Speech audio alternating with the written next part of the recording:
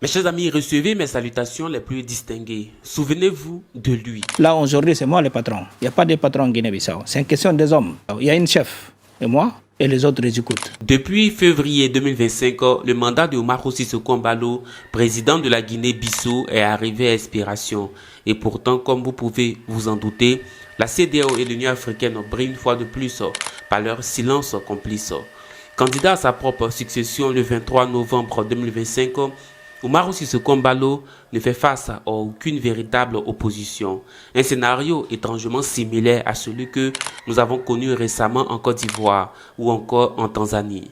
Mais, à la différence des leaders ivoiriens et tanzaniens qui, eux, ont préféré rester discrets sur la question, Embaló, lui, en rit ouvertement. Ils s'apprêtent à manifester, ils annoncent des manifestations à venir parce que la candidature du leader du principal parti d'opposition a été rejetée. Alors, est-ce que vous craignez une nouvelle crise politique dans le pays si ça venait à être le cas? Mais il faut que je rigole. La question, la crise politique, pourquoi? Elle est dans son droit. C'est pas moi qui autorise qui doit aller les élections ou pas. Moi, je ne crains rien. Je pense que vous ne me connaissez pas. C'est pour cela que vous me demandez si je me crains rien. Moi, je crains une chose. Je dis, à part ça, je crains les personnes.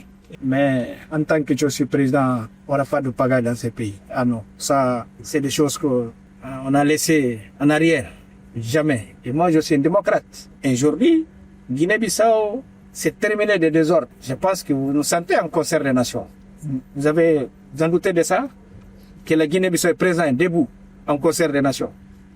Hein? Je vous laisse nous le dire. Non, je vous pose aussi la question, j'ai le droit, n'est-ce pas? Sinon, je pars parce que... Bien sûr. Voilà. C'est un fait. Hein? C'est un fait. C'est un fait. Et voilà. Et moi, je suis quelqu'un qui se badine pas parce que je suis président de la République. J'ai où ça commence, se termine mes limites, mes limitations. Pourtant, il y a quelques jours, l'homme a échappé à une nouvelle tentative de coup d'État. Une enquête est actuellement en cours pour intensifier les responsables de cette situation qui seront tenus de rendre des comptes conformément à la loi. Les conclusions de la commission d'enquête seront rendues publiques ultérieurement afin que l'opinion nationale et internationale prenne connaissance de la véracité et de la gravité de ces faits.